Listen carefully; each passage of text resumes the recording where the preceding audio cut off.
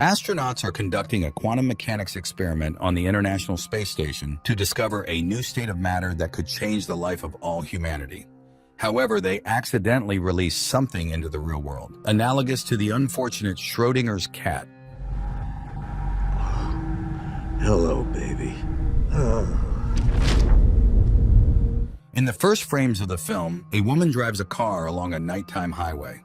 Suddenly, the voice of an unknown woman speaking Russian comes from the radio. Jo translates for her daughter Alice that she believes the world has turned upside down. Then a police car appears behind them, and an unknown device next to Jo starts blinking alarmingly. However, the police pass by. Soon, the pair arrives at a small house. Jo lights a fire and puts the child to bed. Then she goes outside to check the device in the car, but hears her daughter scream and returns to the house. However, Alice is sleeping.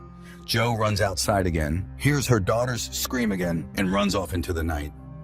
5 weeks earlier, Jo floats in zero gravity as part of a group of astronauts on the International Space Station. Jo sees her daughter and husband, Magnus, only via video call, and she conducts the next session from the cold nuclear fusion laboratory, where Mission Commander Paul is adjusting the equipment according to the orders of scientist Henry Calder from Earth. The scientists are searching for a new state of matter, but no one knows what it is. Suddenly, something crashes into the space station. Communication with Earth is lost, a fire breaks out, the commander's hand is trapped, and one of the Soyuz spacecraft is seriously damaged. Roscosmos takes over the repairs while the mission's doctor amputates Paul's hand. Henry insists on saving the capsule with the cold fusion experiment results. Meanwhile, Jo goes out into open space to inspect the crash site, unaware that Paul's heart stops. Suddenly, the video link with Jo is lost, and the center can only hear her communications. Then, she sees the cause of the accident in front of her, the desiccated body of a female astronaut in an orange suit with the inscription USSR. Jo tries to catch it, but the space mummy flies off into space. Jo tells her colleague about everything, and Roscosmos head Irina hears it on Earth. Learning of the commander's death, the center orders 3 mission members to fly to Earth on Soyuz 2, while Jo fixes Soyuz 1 and returns on it. The spacecraft is set to emergency mode. Jo sketches the body she saw, sends it to the center, and starts repairs.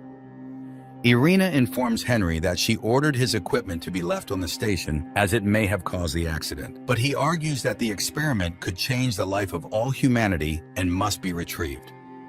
The astronauts returning on Soyuz 2 are greeted on Earth.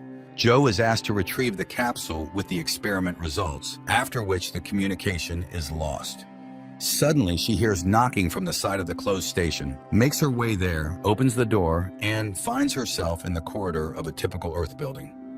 In front of her are doors someone is knocking on, and her daughter's necklace hangs on the doorknob. But then Jo finds herself back on the station and hears Alice's scream.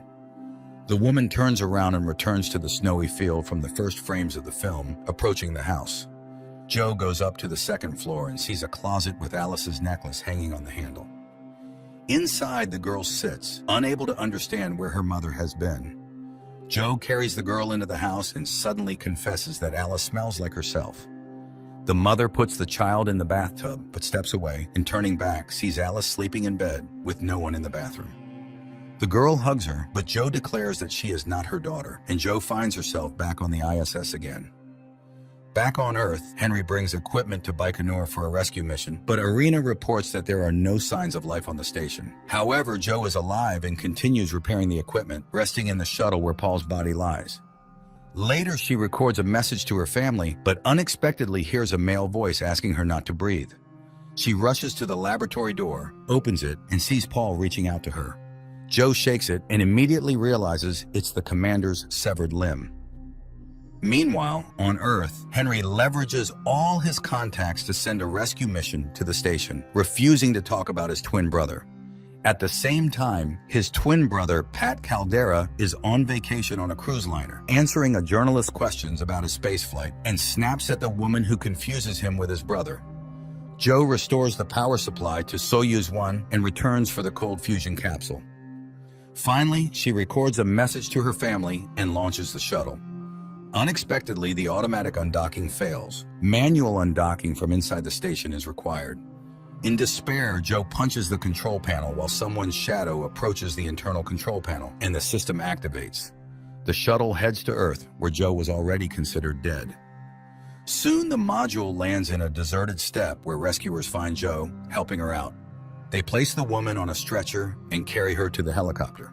However, Alice rushes to her, and Joe, smiling happily, embraces her daughter and husband, who seems unable to believe that his wife is genuinely happy to see him. Henry retrieves the capsule, and Joe is carried into the helicopter, where her family already sits. Suddenly, Joe finds herself alone in the empty machine, but everything quickly returns to normal, and the woman decides it's the result of stress. She speaks to her daughter in Swedish, but she does not understand her. Henry celebrates the successful results of the quantum mechanics experiment conducted on the ISS. The scene shifts back to the Winter house, where Joe demands her daughter back. Alice is frightened by her mother's strange behavior, but then she runs out the door, taking the cold fusion capsule with her and claiming they need to find another Alice. Present time, Joe is recovering after the flight. During a press conference one day, Joe expresses sympathy to the wife of the deceased astronaut, Paul, and suddenly it turns out that the woman's name is different. Henry demonstrates the results of the experiment he received here on Earth. However, his assistant is convinced that such a thing is only possible in space and that it's merely a glitch. At Baikonur, an investigation into the tragedy begins. The commission reviews the orbit footage, but when Joe mentions the object that caused the accident, the body of a Soviet female astronaut, nobody believes her, as there has never been a report of a missing astronaut, especially a female, in the history of space exploration. Later, Joe receives vitamin tablets that she must take every day. She tries to get closer to her husband, not noticing that he seems to be avoiding her. And her daughter Alice keeps her distance from her mother. The next day, Joe again appears before the commission, which tries to convince her that the station collided with an orange garbage bag. After the meeting, her boss Frederick tries to hug her, but she steps back in confusion. He doesn't understand why she has forgotten everything that happened between them. Scared, Joe returns to her husband in tears, confesses her love for him, and they become intimate. Meanwhile, Henry talks to Alice and tells her about the thought experiment from quantum mechanics about Schrödinger's cat. Scientists long believed that the world was governed by the laws of classical physics, but then came geniuses like Einstein, who discovered that the same substance could exist in two forms.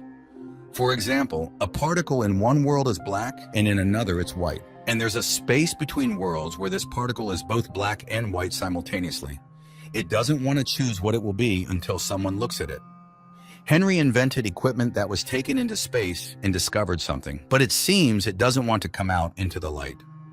Meanwhile, Magnus admits that his wife is completely different. Then Henry arrives, deciding to thank Joe for saving the capsule.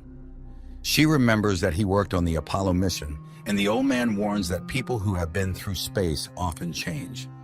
Later, the team goes to a memorial alley, and Joe shows her friends a photo of the spacesuit she saw in space. But they tell her that the photo shows Irina, who is now the director of the Flight Control Center. Soon, colleagues reach a tree planted by Commander Paul before the flight and lay flowers. But when Joe is left alone, she suddenly sees Paul himself, who tells her that his heart is still hanging in space. After this, Joe admits the commission is right and retracts her original statements. Her family heads home, where Joe senses some discrepancies. For example, their car is blue, but Joe remembers their car was red. The action shifts back to a winter night, where Alice tries to persuade Joe to come back because she thinks her mother sees things that don't exist. And suddenly she asks for her mother back. Present time. The family congratulates Joe on the past Christmas and birthday. She jokes and laughs, although Magnus admits he was sure their marriage was over. In the morning, Joe walks around the house and suddenly sees a piano. She sits down in front of it and opens the sheet music. In the evening, Joe notices again that her daughter doesn't understand her Swedish, although before the flight, the girl spoke it fluently. Meanwhile, Magnus confesses that he knew about her affair with a colleague, Frederick. This perplexes Joe as it is not true. At the same time, Henry recalls a formula where lithium-7 serves as the main component in combating stress. Meanwhile, Joe visits a psychologist who prescribes her an antidepressant, lithium. Upon leaving, she is noticed by Henry, who invites her to see his laboratory, where he talks about astronauts who, after their flight, heard non-existent sounds and smells. However, this is usually kept quiet. Then Henry reports to the management that in the center of the cold fusion laboratory, using lasers and magnets, He obtained an image identical to that obtained during the quantum physics experiment aboard the ISS. He attempted to capture the moment when a substance is in two different states simultaneously. That very experiment with the unfortunate Schrödinger's cat, which can't be determined whether it's alive or dead. But only Henry sees the experimental results. Apparently, this demonstrates the observer effect, and in turn, the experiment affects the experimenter. Meanwhile, Jo approaches the piano again, but this time she starts to play, and she scares herself with this because she never knew how to play. The next day, Jo compares the vitamins received at Baikonur with the prescribed medication. She confirms that both contain lithium-7. Unexpectedly, she sees two workers, from whom she hides in an office, where she finds a list of astronauts. Next to each name are letters, and checking those under the letter B, like herself, she discovers lithium-7 prescribed to all, and evidence that they all saw unusual things. At this time, the workers enter the office, and ignoring her, start to pack folders onto a cart. She tries to get their attention, but it's as if she doesn't exist. She stands and approaches a man closely. He screams and disappears. Jo is alone in the office again. She goes to Henry's office, but he suddenly accuses her of excessive curiosity, which will doom her. Later, her colleague Frederick comes to her, not understanding what happened, as they loved each other. But Jo avoids the conversation. At home, Jo finds an envelope on the table containing tapes. It turns out the workers of the Marine Observatory, unlike the Flight Control Center, heard her calls from space and recorded them, and now they've sent them to her. Jo plays the tapes and hears her own voice when Alice comes down to the living room, but sees in front of her a hall filled with grieving people, the living astronaut Paul with his family, and in the center, a portrait of Jo in a mourning frame. She screams, but her father takes the daughter upstairs, where the wife confesses that all her pills are neuroleptics. This means they've been deliberately habituating her to them. She is convinced that they heard her, but intentionally wanted to leave her to certain death in space. Magnus reaches for the phone to have his wife taken for treatment, but Jo pushes him and the man falls and hits the floor. Jo pulls herself together, calls an ambulance, and asks her daughter to get in the car. On the way, she stops by the laboratory and steals a flask with the substance obtained in orbit during the quantum physics experiment. Henry hears a knock at the door, but when he opens it, the corridor is empty.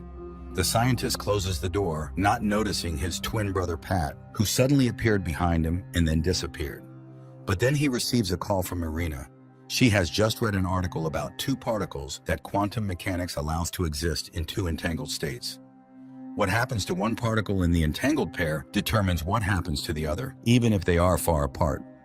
Without responding, he hangs up the phone. Meanwhile, Jo manages to contact a Russian cosmonaut, Ilya, to find out what specific vitamins were given to him on the ISS. He reads off a name starting with the letter A. The woman shares that unlike the rest of the crew, she was given neuroleptics. The cosmonaut is somewhat skeptical, but she asks him to check his pills and wait for her call. At this time, Henry discovers the disappearance of a flask. The next morning, Jo asks her daughter to elaborate on her fears. The girl confesses that she hears the voice of an unknown woman named Valia. Jo steps away to call the person from the observatory who sent her the tapes, but he suddenly claims it couldn't be her and hangs up. Meanwhile, Alice brings her a drawing of her fear, and it's the figure of a female astronaut in an orange spacesuit whom Jo saw dead in space. At this time, Ilya checks his pills, and they turn out to be vitamins, but documents on the substances given to Jo are no longer accessible. Meanwhile, Jo arrives at the Marine Observatory, where she meets the brother and sister who sent her the tapes. The elderly couple clearly heard her voice from space and recorded it on their father's equipment. They are ready to demonstrate the recordings, but they can only be heard by going out to sea. The couple takes Jo and Alice to a boat, talking about strange cases when people saw something unusual in space, like angels. And often upon returning home, they would go mad. They wrote everything down, but there was little noise until Apollo 18.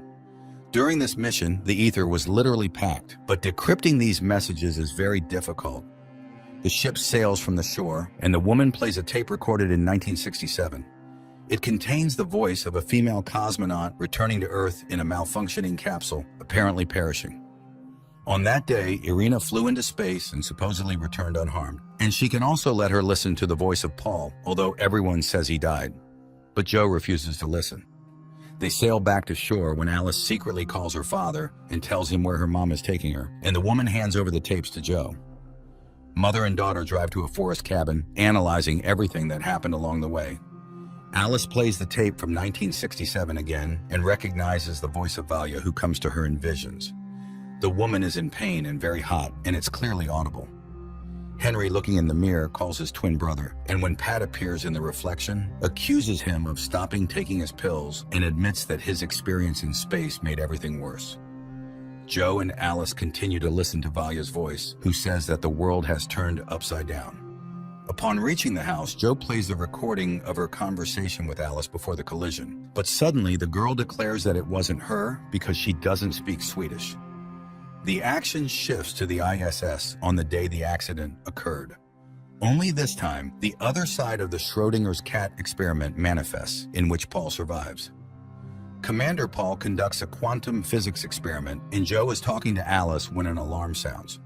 Joe is thrown against the porthole. She hits her head hard and loses consciousness. Paul tries to assist her, but realizes that the woman is dead. Her husband and daughter are informed of this terrible news, and they fly to Baikonur. Meanwhile, in orbit, Paul remains to repair the shuttle, distressed that it's impossible to enter the laboratory, meaning the experiment's results will remain in orbit. Joe's body is transferred to the shuttle, but Paul cannot believe the reality of her death. Later, he rests before landing, recording messages. Again, he feels as if Joe is alive. He even asks her not to breathe. Then he contacts Houston, reports the nature of the body's damage, transfers her from the ship to the space station's compartment, and locks her there. Later, he prepares for undocking, but the system doesn't respond. The Flight Control Center reminds him that undocking requires two people. Paul, like Joe in another reality, hits the console while someone's shadow approaches the internal control panel, and the system activates. The shuttle lands safely. Paul is met by his family, but he cannot forget what happened and feels guilty for leaving Joe's body on the ISS. He goes to her tree and, laying flowers, suddenly sees Joe in front of him. They look at each other for a moment, but then she disappears. Later, he tells Joe's family how she died when suddenly he sees his portrait in a mourning frame. He is distracted by questions about visiting a psychologist and comes to his senses. Later, the astronaut appears before a commission and talks about the experiment and the accident. Suddenly, the crew members object. They know nothing about any quantum physics experiment. This project was closed 12 years ago, and he also did not receive orders to leave Joe's body in orbit. It was his decision. Alice struggles greatly with the loss of her mother, especially since the girl constantly feels that something is not right. Meanwhile, Paul reviews footage from the Apollo 18 mission and is surprised to learn that 2 astronauts died during the launch under Henry Caldera's command. He goes to his boss, but she only knows Pat Caldera. There was no equipment and no Nobel Prize. Apollo 18 was NASA's biggest failure. The man returns to his family and finds that his wife's name is different from what he remembers. Later, his family goes to Joe's house to participate in the memorial service, but Alice again sits in the closet and refuses to come out, believing that her mom is alive. Paul, seeing his crew, does not want to enter the house, but his wife convinces him, although the husband admits that everything around is not right. Then his daughter brings Alice. He turns his head and sees another Alice who screams at what is happening in the living room. Joe runs to the scream, seeing Alice from Paul's reality, and tries to shout to her mother. Magnus takes the daughter away and she asks him to take her to her mom's house. The next day, Magnus and Alice go to the lake house. At night, the father suddenly confesses that he cannot understand his daughter, who assures that they will see Joe again. Meanwhile, Paul arrives at the house of Henry's twin brother. Pat calls him Henry and reports that he conducted experiments under his supervision. He wants to know the truth at any cost, but Pat pulls out a gun and shoots him. At the same time, Alice sees a car approaching the cabin, from which Joe steps out.